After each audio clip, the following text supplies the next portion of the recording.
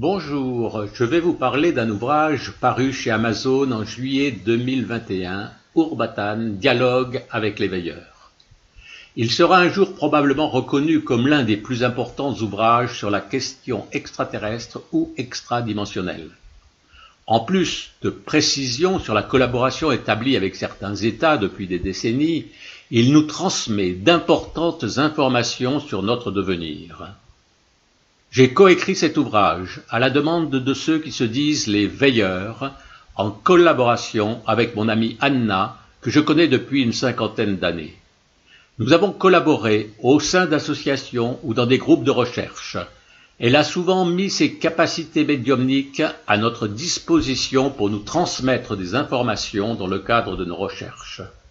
Mais jamais je n'aurais imaginé qu'elle allait, sur l'initiative des veilleurs, me proposer de dialoguer avec des êtres dont je ne soupçonnais même pas l'existence, bien que je me sois intéressé depuis longtemps à nos frères et sœurs de l'espace.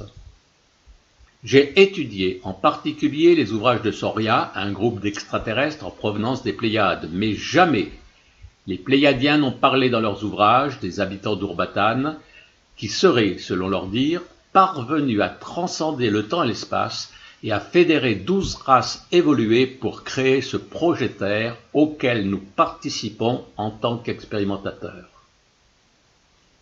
Ce fut une immense surprise pour moi lorsque Anna me parla de dialoguer avec eux et de transmettre leur message dans un ouvrage dont ils ont eux-mêmes proposé le titre « Urbatan, dialogue avec les veilleurs ». Je ne connais à ce jour aucun ouvrage qui soit écrit sous cette forme d'un dialogue.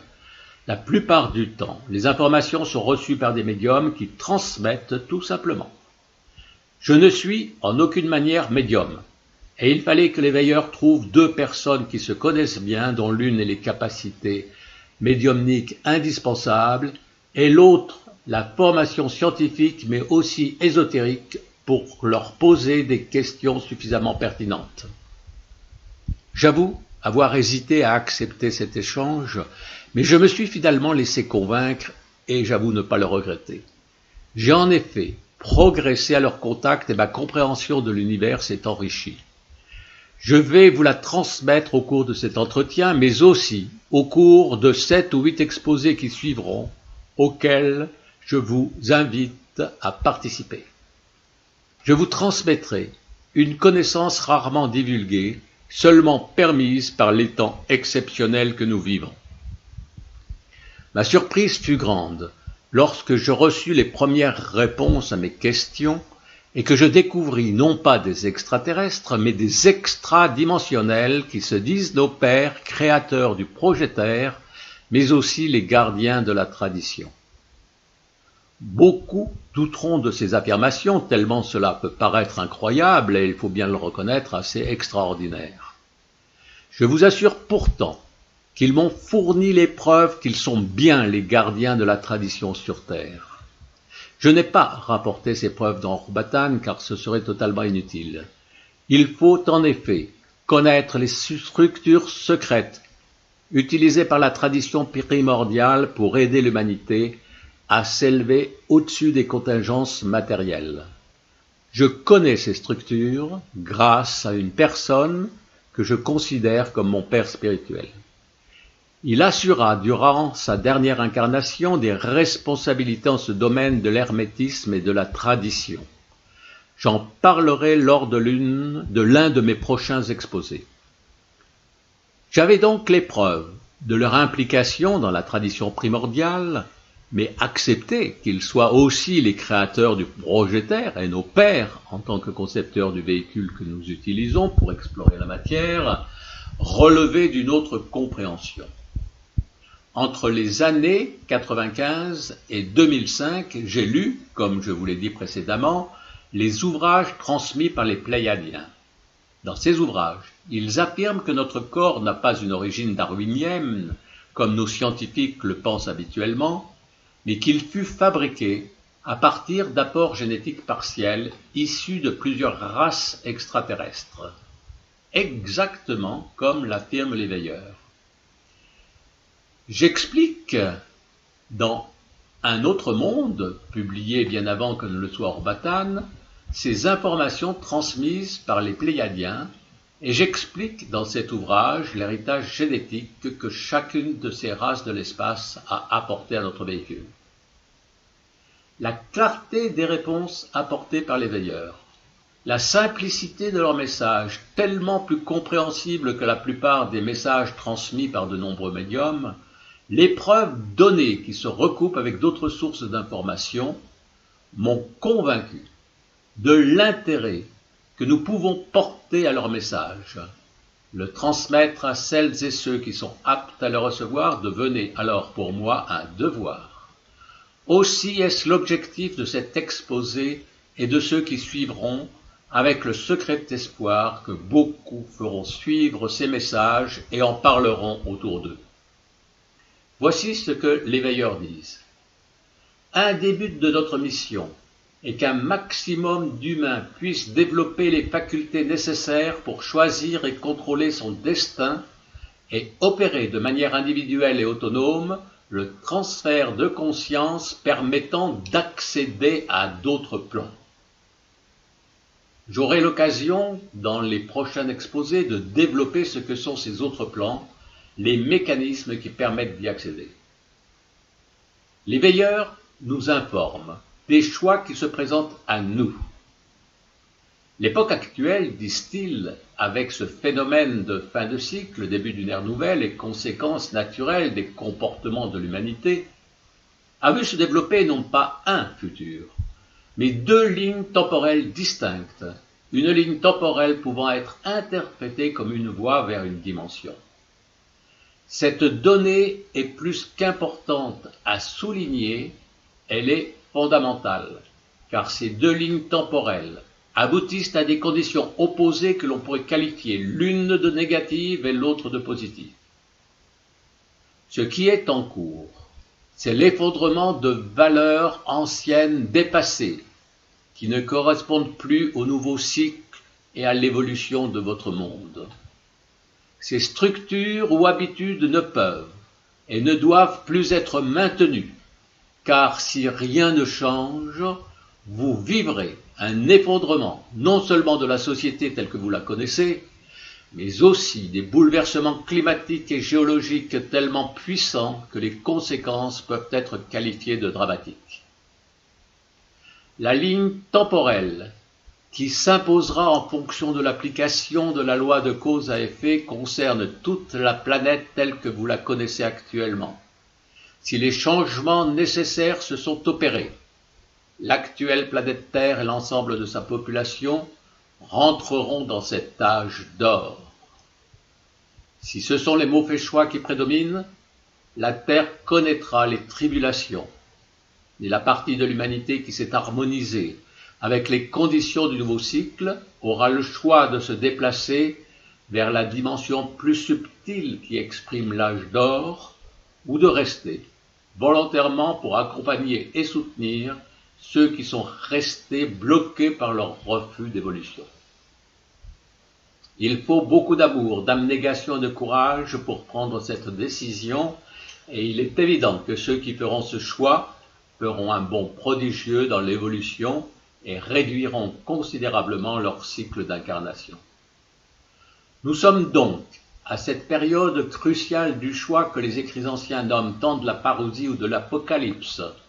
C'est probablement pour accélérer ce choix entre l'ombre et la lumière que l'humanité vit aujourd'hui des événements dramatiques et certainement nécessaires pour que les humains sortent de leur torpeur, de l'hypnotisme dans lequel ils s'enferment, en répondant favorablement à ce que notre civilisation matérialiste leur offre et effectue le choix de la solidarité, de l'entraide et de la paix, et s'interroge sur ce que pourrait être cet âge d'or qui nous est proposé. Les veilleurs nous donnent des informations sur l'expérience qu'ils ont eux-mêmes vécue avant d'atteindre leur niveau d'évolution. L'histoire de notre race a connu bien des péripéties avant de parvenir au niveau de conscience actuel. Nous avons commis des erreurs et en avons payé le prix avant de découvrir la sagesse et les secrets de l'univers. Après avoir poussé nos recherches scientifiques au plus haut niveau, Nous avons totalement intégré la dimension spirituelle à nos concepts. Il nous fut alors possible de maîtriser le déplacement temporel. Nous avons connu une longue période d'exploration de mondes et d'univers multiples. La découverte de la diversité infinie des formes vivantes qui les peuplaient avec des niveaux de conscience différents. Il devint alors évident que notre comportement serait désormais totalement pacifique et que nous devions contribuer à aider nombre de ces races à évoluer positivement sans jamais interférer sur leur libre arbitre. Sous notre impulsion, une gigantesque confédération vit le jour avec la collaboration des peuples ayant atteint le plus haut niveau d'évolution, au sein de laquelle nous supervisons un groupe réunissant 12 races. C'est ce groupe qui conçut le projet de la planète Terre. À la genèse de cette mission, les formes de vie peuplant votre planète étaient primitives. Les progrès furent très lents. Il y eut des échecs, la partie animale prenant souvent le dessus. Il fallut alors envisager l'hybridation avec des gènes provenant de races plus avancées.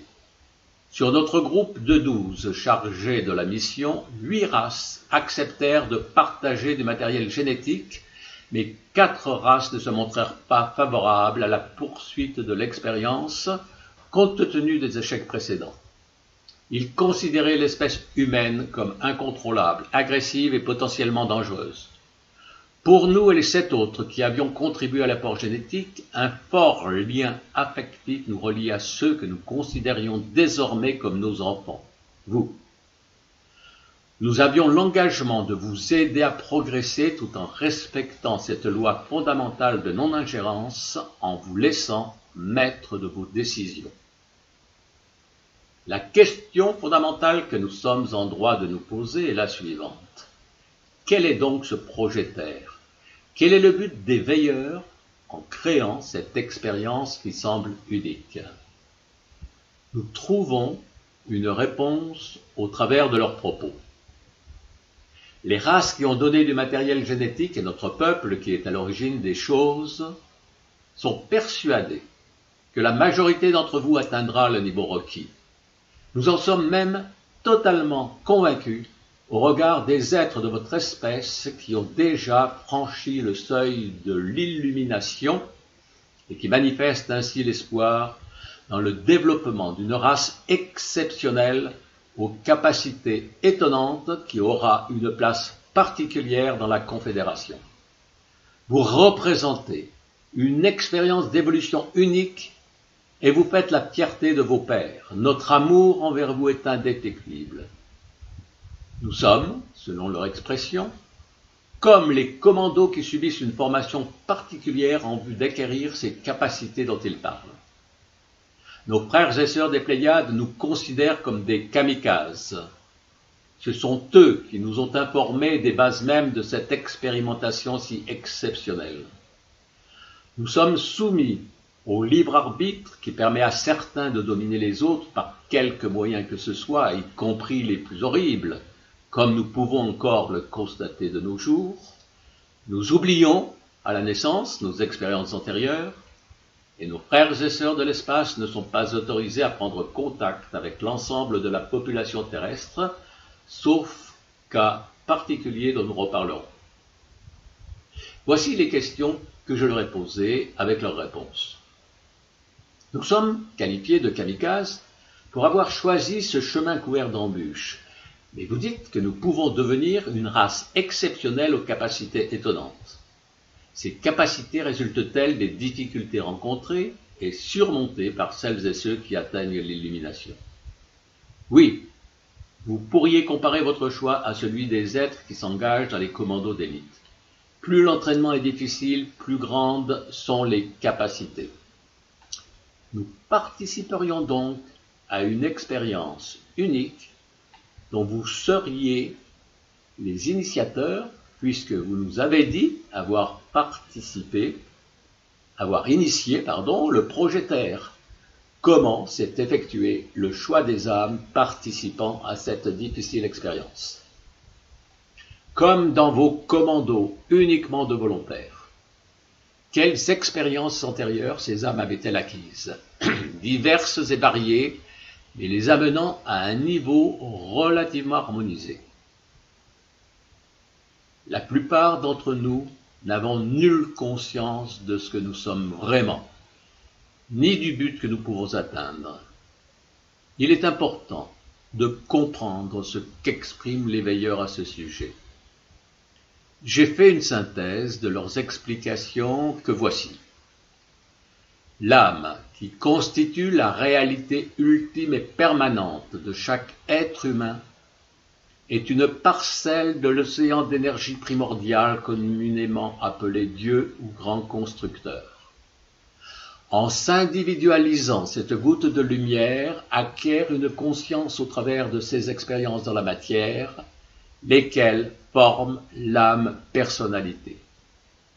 Ces expériences la conduiront un jour ou l'autre à s'unir de manière définitive à l'âme énergie au cours de ce que la tradition nomme noces alchimiques, venant ainsi enrichir les connaissances partagées au sein de l'océan d'énergie primordiale.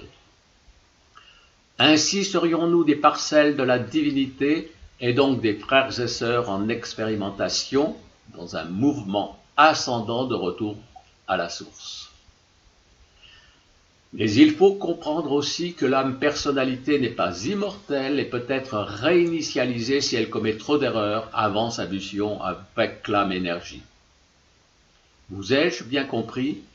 Avez-vous des précisions à apporter? Voici la réponse des veilleurs.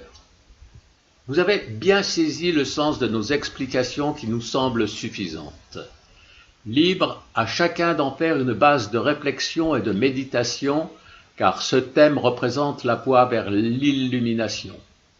C'est le but de la tradition d'aider les humains dans leur quête vers l'illumination, vers la fusion de l'âme personnalité avec l'âme énergie, vers cet état qualifié de maître ascensionné comme l'ont atteint Saint-Germain ou d'autres maîtres tels Kuthumi, Mahamani, Sanat Kumara et bien d'autres. Les veilleurs nous disent qu'environ 10% des humains ont atteint cet état et que tous, sans aucune exception, y participeront un jour. J'ai demandé aux veilleurs de qualifier cet état. Voici leur réponse. Un tel état ne se définit pas, il s'éprouve. Les mots ne sauraient traduire la sortie de l'illusion et de la fusion dans la lumière. Les termes de réaliser ou d'éveiller conviennent sans toutefois vous permettre de se percevoir ce qui est d'ordre spirituel et est parfois défini dans vos traditions mystiques comme des noces, car il y a réunion définitive et fusion de ce qui se développa sous la forme d'une personnalité individualisée avec l'âme, partie intégrante de la source. La connaissance de toute chose est alors acquise, l'être devient un avec le principe créateur. N'est-il pas de plus beau but que celui-ci? Pour l'atteindre, chaque être choisit sa voie de réalisation. J'ai demandé aux veilleurs de nous parler de ces voies, voici leur réponse d'une grande sagesse. La découverte de sa voie fait partie du chemin initiatique de chacun d'entre vous. Dites-vous que la voie de réalisation personnelle correspond toujours avec ce que vous aimez le plus. Il appartient à chacun de découvrir au travers de l'expérimentation de vie le chemin qui mène à l'éveil, à la réintégration. Ce choix nous appartient, mais nous avons aussi un choix plus pressant à faire qui est celui de rejoindre une dimension qui nous offrira d'autres possibilités d'évolution et d'expérimentation. Voici ce qu'exprime l'éveilleur. Les différentes dimensions offrent des champs d'expérience nécessaires et adaptés à l'évolution de chaque espèce. La possibilité d'expérience pour l'évolution est infinie. La fréquence vibratoire de chaque être est la résultante de ses expériences et choix de vie. Elle augmente avec le niveau d'évolution et vibre en harmonie avec un plan ou dimension. Donc, on peut dire que c'est bien par ces choix que l'être se retrouve dans telle ou telle dimension. Il est possible de penser que certains se retrouveront en quatrième dimension, qui n'est pas encore le paradis sur terre, mais que d'autres se hisseront jusqu'à la cinquième et peut-être les dimensions supérieures. Au-delà des apparences, ce monde est prodigieux. Et après ces expériences de fin de cycle que l'humanité doit nécessairement traverser, se pointe cet âge d'or qu'il ne faut pas manquer au risque de poursuivre notre évolution dans la troisième dimension, ici ou ailleurs sur d'autres planètes. Un monde plus humain, juste et fraternel nous attend.